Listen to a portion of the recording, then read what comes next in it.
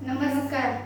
आमच्या शाळेचे नाव स्वर्गीय सौम्यनाथ ठाकरे कन्या प्रशाला कोल्हापूर. नमस्कार, माझे नाव ऋतुजा बाळकृष्ण नरटे, इयत्ता 9वी. नमस्कार, माझे नाव अमृता सदानंद, माझे इयत्ता 10वी. नमस्कार, माझे नाव संप्रजित संतोष, माझे इयत्ता 10वी. विकसित भारत बिल्डथॉन 2025च्या अंतर्गत आम्ही एक समस्या निवडली आहे. प्लॅस्टिकच्या अतिप्रमाणातील वापरामुळे प्रदूषण व विविध समस्यांचा धोका वाढत आहे.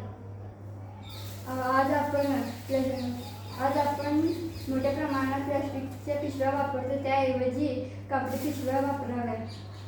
आज आपण बाजारामध्ये अधिक प्रमाणात प्लास्टिक थैली वापरतो, त्याऐवजी आपण कापडी थैली वापरावी. आज आपण पाणी पिण्यासाठी प्लास्टिकची बाटली वापरतो, त्याऐवजी स्टीलच्या बाटल्या वापराव्या. या समस्येने भारतातील सर्व खेडी व शहरे त्याचे पर्यावरण संतुलन बिघडण्याचे धोका आहे. मानव आपल्या सोयीसाठी व सहज उपलब्ध आहे, म्हणून प्लास्टिक या घटकापासून बनवलेल्या अनेक वस्तूंचा वापर दैनंदिन जीवनामध्ये करत आहे. यामुळे पर्यावरण संतुलन बिघडण्याचा धोका आहे. प्लास्टिक हे पर्यावरणासाठी अतिशय घातक आहे. हा नष्ट न होणारा घटक आहे.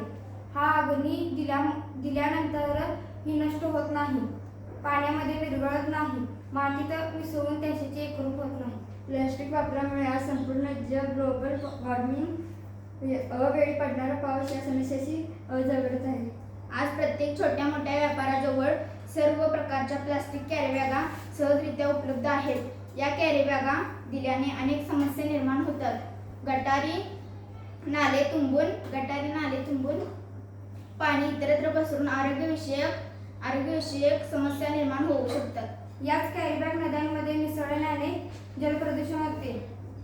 यामुळे जलचर प्राण्यांच्या जीवास अपाय होतो. नदी प्रदूषण वाढते. यामुळे पुरासारख्या समस्या निर्माण होतात. आज मोठा बाजार करण्यासाठी प्लास्टिकच्या मोठ्या थैली व कॅरीबॅग वापरल्या जातात.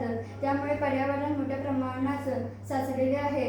हे प्लास्टिक जाळून नष्ट करण्याचा प्रयत्न केल्यास वायू प्रदूषण होऊन आरोग्यास हानी पोहोचवते, तसेच ग्लोबल वॉर्मिंग यासारख्या समस्या उद्भवतात. आज प्लास्टिक कॅरीबॅग ऐवजी आपण कापडी कॅरीबॅग वापरू शकतो. तसेच बाजारासाठी मोठ्या प्लास्टिक थैलीपेक्षा आपण कापडी पिशव्या वापरू शकतो. आज आपल्या देशामध्ये मोठ्या प्रमाणात मनुष्यबळ उपलब्ध आहे. आज खेडोपाडी महिलांचे अनेक बचत गट कार्य करत आहेत. यांच्या साहाय्याने कापडी कॅरीबॅग किंवा पिशव्या मोठ्या प्रमाणात निर्माण करता येईल. यामुळे प्लास्टिक पिशव्याचा वापर कमी होईल, तसेच महिलांना रोजगाराच्या संधी उपलब्ध होईल. त्या आर्थिक दृष्ट्या स्वावलंबी बनतील. प्लास्टिकच्या आणखीन एक वस्तू जी मोठ्या प्रमाणात वापरली जाते ती म्हणजे पाणी पिण्याची बाटली. आज सर्वत्र या पाण्याच्या बाटल्या सहजपणे उपलब्ध होत आहेत व वापरून झाल्यानंतर या कचरा म्हणून फेकल्या जात आहेत. याला पर्याय म्हणून स्टील व तांबे धातूच्या बाटल्या वापरू शकतो. प्लास्टिक बाटलीतील पाणी आरोग्यास अपायकारक व विविध रोगांना नियंत्रण देणारे आहे. एकच बाटलीचा वापर परत पाणी पिण्यास केल्याने शरीराचे त्याचे गंभीर परिणाम भोगावे लागतात.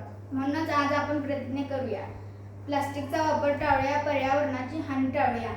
प्लास्टिक ऐवजी आपण जास्तीत जास्त ठिकाणी पर्यावरणपूरक कापडी बॅगा वापरूया व आपल्या देशाला प्रदूषणमुक्त करूया, सशक्त करूया व समृद्ध करूया. धन्यवाद.